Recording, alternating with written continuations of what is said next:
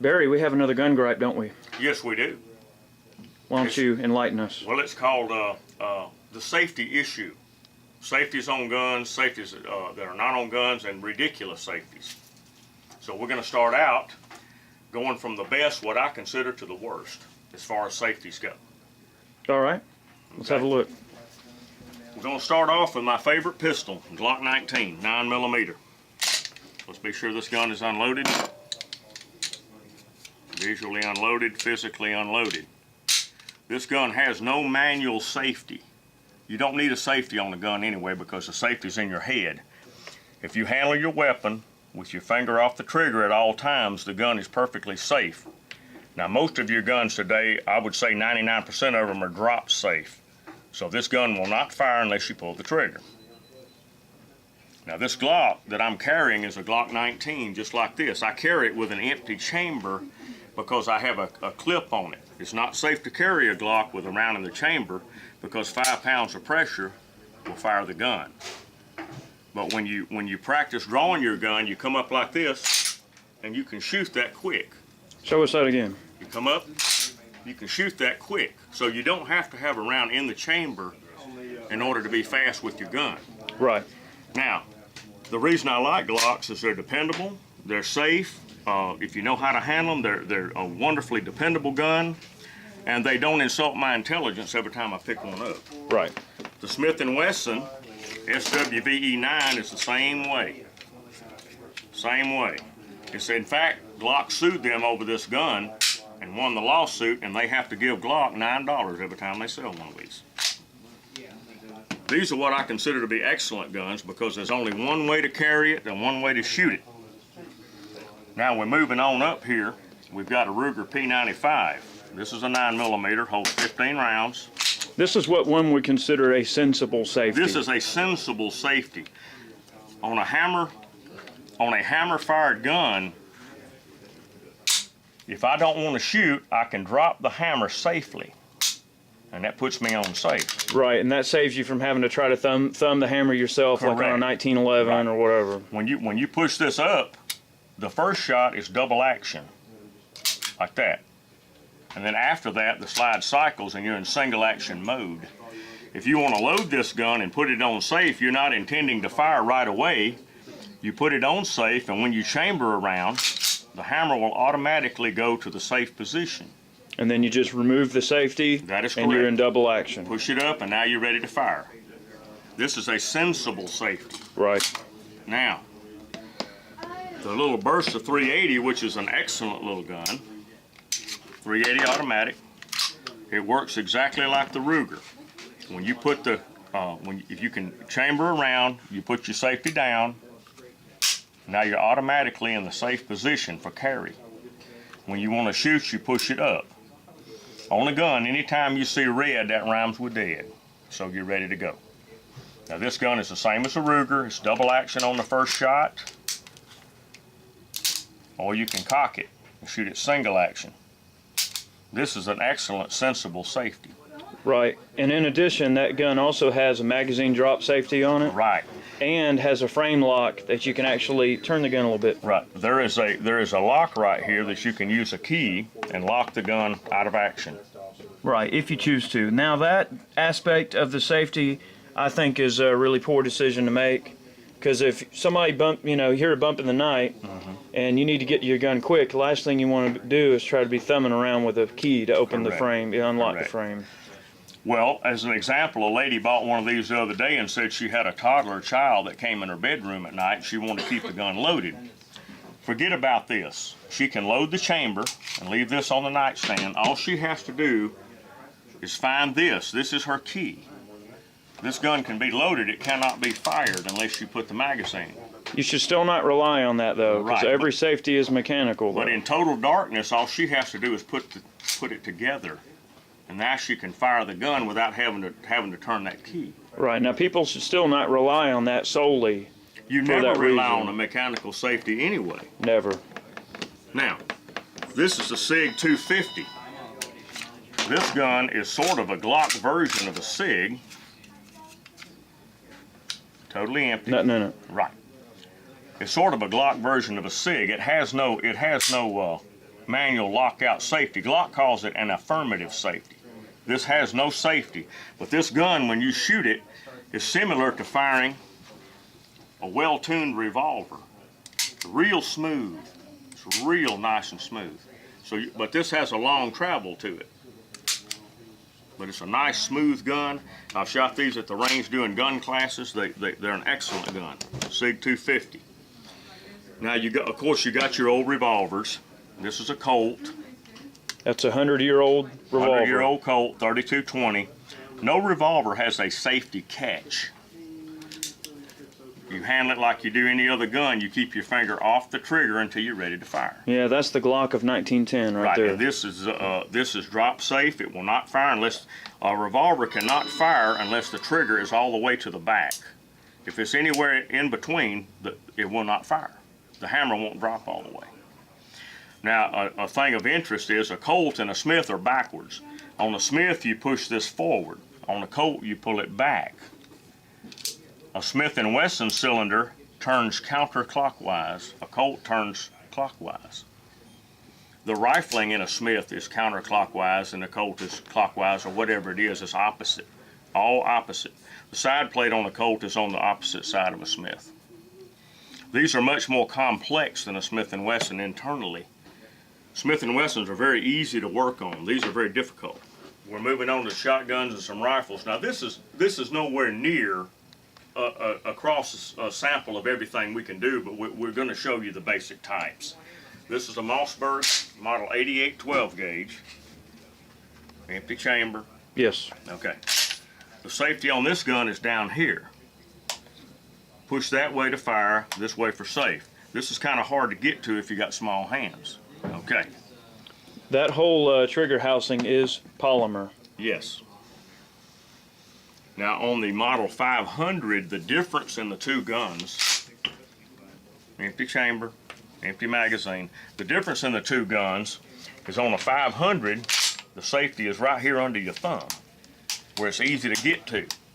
Easier to get to and mechanically much better safety. Yes, because this blocks more than this safety does. This is sufficient, but there again, you don't depend on your safety anyway. Correct. So those two are examples of sensible safety. These are sensible safety. You know, now, if you're traveling with the gun or moving with the gun, you need to have the safety on. For your information, the difference in an 88 and a 500 is this is the cheap version of the 500.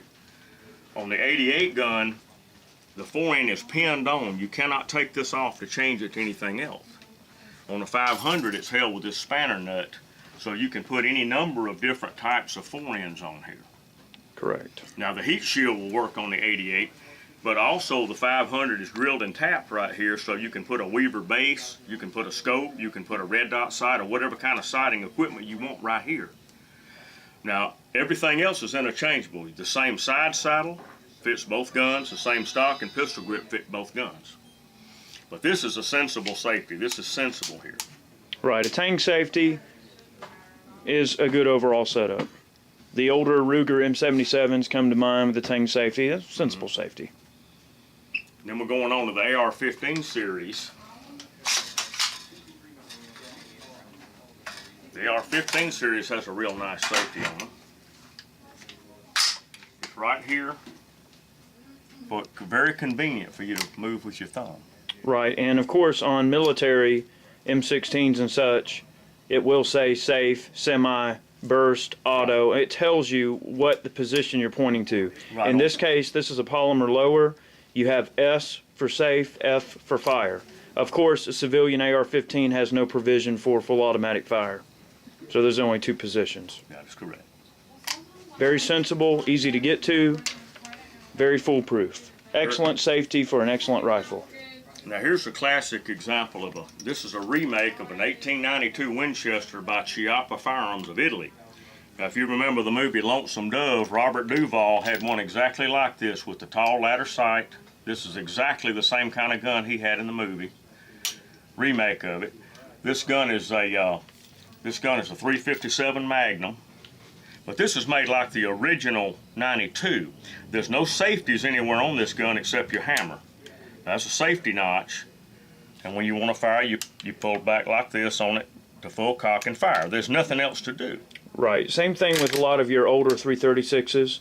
And that's why a lot of the old timers nowadays, and even young shooters that are getting into firearms, can appreciate the older Marlin 336s because they lack, you know, any kind of safety other than Right. the position of the It's a simple hammer. gun to use. Right. Absolutely. Whenever you add something to a gun that makes it more difficult to fire, you're actually at a disadvantage. I don't know how many trophy deer have probably been lost because the crossbolt safety was set for safe and the man didn't realize that. That's correct. And also, you know, I'll elaborate on that quickly too. Another time that a gun is really rendered worse is when you take a design that's supposed to be one way and you change it to something else. For instance, a lot of these semi-auto, like, you know, basically guns that started out as machine guns like RPDs, RPKs, and then they try to convert that to a semi-auto platform. It just tends to not work as well because it's not what it's designed to do. That's right. You know, you're taking a gun that's designed to be a bullet hose and you're watering it down to, anyway. Well, now this little gun here, a lot of these little mare's leg guns are becoming real popular now. This is a Henry Big Boy mare's leg in caliber 45 Colt. Now this gun is the same as the 92. There's no, once you load this gun, it's ready to go. All you have to do is cock the hammer to fire. Right. The most important safety on that rifle is between your ears. That is correct. On any gun, really. Yes. Now, Marlin has, they've confused the issue with these guns here. All your new Marlins have a crossbolt safety in it. If you do not have that set to where you see the red line, if you have it this way, the gun will not fire. So this is only complicating matters. This gun, people have been using these guns for over 100 years without this. Yeah, and that's another one of those examples of it's a lawyer thing. It is. It's a lawyer safety. It's a liability, but when you carry your Marlin on a half cock like that, that's safe. And when you want to fire, you pull it back. There's no tang safety to move. I think one thing that doomed Winchester, I think they were the first ones to put a tang safety on the lever gun. And they also put this type of safety on it, but by that time they tried to render it go back to the way it was. But Winchester was doomed. They couldn't compete with Marlin anyway in the sales department. I'm not saying which one is better than the other one. It's a matter of personal preference. Now, Winchester, excuse me. We're getting to the ridiculous safeties now. This is a Rossi Ranch hand in 45 Colt. Gun is empty. Tube is empty. This gun has a safety on top of it, right here. The little safety lever, and you cannot engage it unless you cock the hammer. Now it's on safe right now. If I pulled the trigger, the gun would not fire. I have to remember to move that where I can see the F. This is a very flimsy looking little piece of equipment here. And it totally ruins the gun for me. Every time I looked at that, I would get pissed off because this is something that's a lawyer thing. Well, not only that, but if you think about it, you're kind of taking a step in the opposite direction because you have to cock the hammer before you can even put the weapon on safe. Well, you can put it on half cock like this, but this is still your safety knife. Right. But if you forget to do this, then it just insults my intelligence. I'm sorry, but I don't like this system here. You know, it ruins the classic lines of the gun, if too. Chiappa can make this the old 92 way, why can't Taurus or Rossi? Here's the same gun in a long gun. Same deal. Little flipper safety, little ball D10 in there. I mean, it looks like it's just about to pop out. I mean, it's just... Hold it still. It doesn't look. Now, with the lever on safe, can you cock the hammer? With this? Yes. Yeah. But when if it's not set... Is it on safe? It's on safe now. Right, but you can't cock the hammer with it on safe. Yeah. Okay. It just won't fire. Okay. Gotcha. When you put it on safe, you got a firing pin block that apparently inside here there's a cam that's turning the firing pin where it can't move. Okay. Gotcha. Yeah, you can do everything. That's the whole danger of it. You got your gun, you lever it, you draw down on something, and you pull the trigger and the gun doesn't fire. Right. Yeah. Okay. Definitely ruins the classic lines of the gun. Which And it didn't really runs. break my heart that much because the Rossies aren't even all that sweet anyway. Right. I don't know.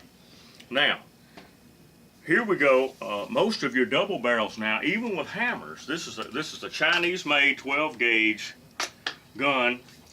It has external hammers, which ordinarily that would be safe enough, but they've added a safety to it, a tang safety. You have to be sure this is in the forward position. Now, one advantage that Eric pointed out to me the other day is when you open this gun, a lot of double barrels, they automatically set the safety back to the safe position. This one doesn't. You have to, if you want this gun on safe, you have to manually set it, which is an advantage. An automatic safety, you have to remember to flip it off every single time. And I could understand, like, if somebody's getting up in a deer stand or if they're climbing over a fence and they want they want to feel safer by having a manual safety for that type of gun, that's understandable, I guess. But there again, when you're out hunting, if you're hauling your gun up in a tree or climbing a fence or whatever you're doing, you're supposed to unload your gun. Right. Now, Precisely. the reason, this is a lawyer thing, the Rossi double, which is my favorite, Rossi hammer double, it's just a plain old double barrel. What happened, around 1988, a guy had a Rossi that was loaded, and he was climbing in his back of his truck, and he dropped the gun, and the hammers hit on the tailgate like that. And when they did, they bent forward and fired and killed the man. Now that's why they don't import the Rossi anymore. They stopped it in 1988 because of that reason. But that was carelessness on his part. It was not a fault of the gun.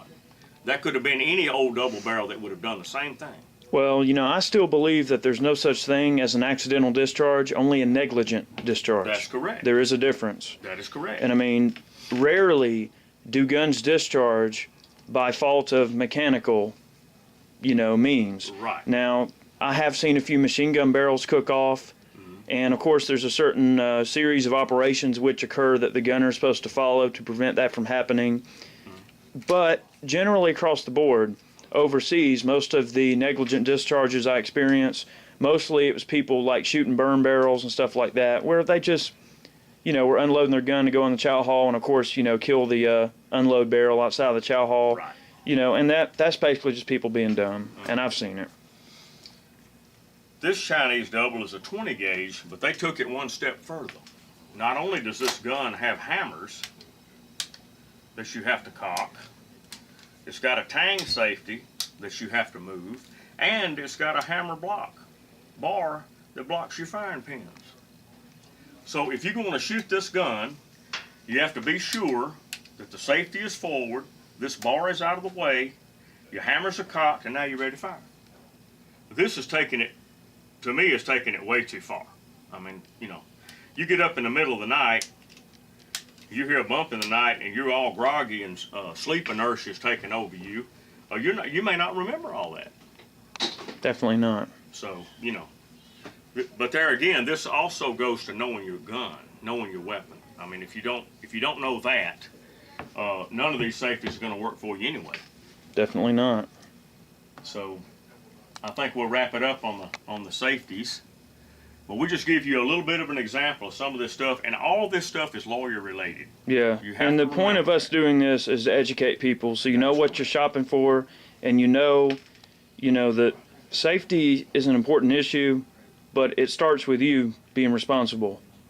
And that's knowing your gun, knowing the ammo you're shooting, I mean everything. I mean, I've seen people that'll even take a weapon that has or a gun, whatever, that has a lot of recoil, Right. and hand it to somebody that's not an experienced shooter. In my mind, setting someone up for failure is just as bad as not being safe in the first place. Correct. And like a lot of people have commented on Jacob shooting the 10 gauge and trying to say that I was unsafe in giving him that 10 gauge.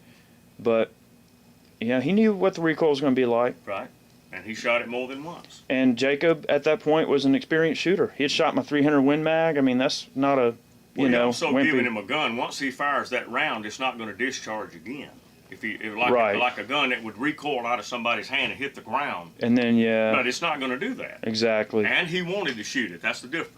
Right. You didn't make him shoot it. Now, we're going to be doing a video pretty soon on accidental discharges, and I'm going to tell you about all the ones I've had in my life.